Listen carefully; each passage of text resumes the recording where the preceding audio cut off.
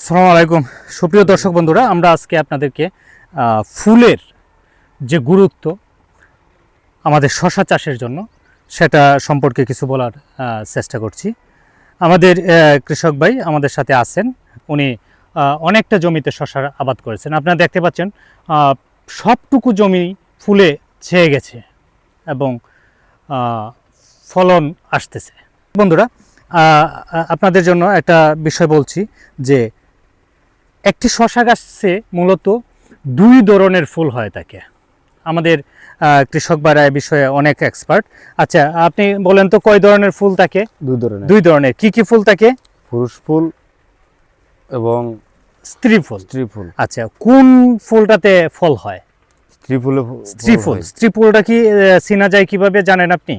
এটা স্ত্রী ফুল যেটা আসে এটা একটা শশার কলি নিয়ে আসে। শশার একটা কলি কলি নিয়ে ছোট্ট, আসে। আমরা যদি আপনাদেরকে দেখাই তাহলে ছোট্ট একটি কলি নিয়ে আসে। এরকম একটা কলি নিয়ে আসে।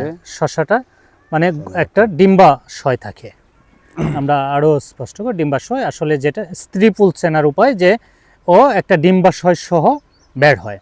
যাই হোক, আরেক ধরনের ফুল থাকে, সেটা হলো পুরুষ ফুল। যদি আপনাদেরকে আমরা দেখাই তাহলে ওই যে সুন্দর, আসলে এই যে ডিম্বাশয় ছাড়া এটাতে শুধু পুরুষ ফুল, অর্থাৎ এতে তাকে হলো পরাগরেণু দেখতে পাচ্ছেন, এতে কোনো পুরুষ ফুল। আচ্ছা, এই দুইটা ফুলের কি দরকার সেটা আপনি জানেন? তার সঠিকভাবে জানেন না। আসলে দর্শক বন্ধুরা, মূলত পুরুষ ফুলগুলি আমাদের এই ফসলের জমিতে বা ফসলের গাছে আগে ফুটে। স্ত্রী ফুলের আগেই পুরুষ ফুলগুলি ফুটে, তারপর স্ত্রী ফুলগুলি ফুটে। আসলে পরাগায়নের জন্য এক স্ত্রী ফুলের যে পরাগরেণু আর ডিম্বাশয়ে পুরুষ ফুলের যে পরাগরেণু, সেটার যে পরাগায়ন হয়, এই পরাগায়নের ফলেই যা একটি সুন্দর ফল হয়। আর যদি পরাগায়ন সঠিকভাবে না হয় তাহলে অনেক সময় ফল পচে গিয়ে বা শুকিয়ে মরে গিয়ে বা ঝরে গিয়ে নষ্ট হয়ে যায়। ভালো একটু উৎপাদনের জন্য অবশ্যই সুষ্ঠু পরাগায়নের দরকার। যদি জমিতে পর্যাপ্ত পরিমাণ স্ত্রী ফুলের পাশাপাশি পুরুষ ফুল না ফুটে তাহলে সেখানে পরাগায়নের বিঘ্ন ঘটে, আমাদের ফলন ক্ষতিগ্রস্ত হয়। যাই হোক দর্শক বন্ধুরা, আমরা দেখতে পাচ্ছি ওনার জমিতে স্ত্রী ফুল যেমন প্রচুর পরিমাণে আছে, সেরকম পুরুষ ফুলও আছে। আসলে পুরুষ ফুল গুচ্ছ আকারেও ফুটে, একই জায়গায় একই সাথে কয়েকটি ফুলও ফুটে থাকে। দেখতে পাচ্ছি একটি গাছের পাশাপাশি কয়েকটি পুরুষ ফুল। হ্যাঁ, আর আমরা দেখতে পাচ্ছি প্রচুর স্ত্রী ফুল ওনার জমিতে, প্রচুর, এবং প্রত্যেকটা ডগায় প্রচুর পরিমাণে। আশা করি আমরা এখানে যদি প্রচুর পরিমাণে পরাগায়ন হচ্ছে, আর এখানে ফলনও দেখতে পাচ্ছি প্রচুর ফলন ধরেছে।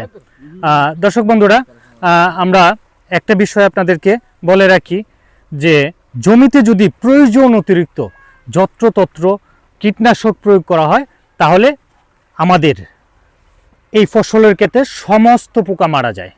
আমাদের কৃষক ভাইয়েরা অনেক সময় বা বেশিরভাগ ক্ষেত্রেই দেখা যায় যে ওনারা ইচ্ছে মতো প্রচুর পরিমাণে কীটনাশক প্রয়োগ করে সকল পোকাকেই ধ্বংস করে দেয়।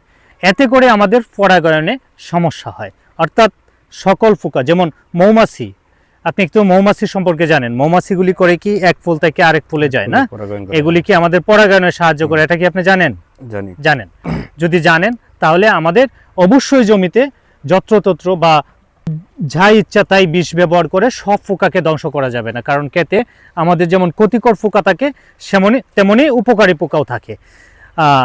বন্ধুরা, আপনাদের মাধ্যমে আমরা অনুরোধ করব যে কীটনাশক প্রয়োগে অবশ্যই আপনারা আপনাদের এলাকায় নিয়োজিত যে কৃষি কর্মকর্তা অথবা এই বিষয়ে যারা এক্সপার্ট তাদের সাথে পরামর্শ করে আপনারা জমিতে ঔষধ ব্যবহার করবেন। নয়তো আমাদের অজ্ঞতাবশত কীটনাশক প্রয়োগ করে আমাদের সকল পোকাকেই ধ্বংস করে দিলে আমাদের এই সৃষ্টিকুলের, আমাদের যে প্রতিবেশ সেগুলি নষ্ট হয়ে গেলে আমাদের জীববৈচিত্র্য নষ্ট হয়। এতে করে আমাদের জাতীয় উৎপাদন তথা মানব জীবন সহ সামাজিক বৈশ্বিক সব কিছুর যে ক্ষতি সাধিত হয়। যাই হোক দর্শক বন্ধুরা, আমরা এতক্ষণ যে পরাগায়নের যে পোকার গুরুত্ব এবং পুরুষ এবং স্ত্রী ফুলের গুরুত্ব সেটা নিয়ে কথা বলার চেষ্টা করলাম। ভালো থাকবেন বন্ধুরা, পরবর্তীতে আপনাদের সাথে নতুন কোনো বিষয় বা নতুন কোনো অভিজ্ঞতা নিয়ে আবারও দেখা হবে। আসসালামু আলাইকুম।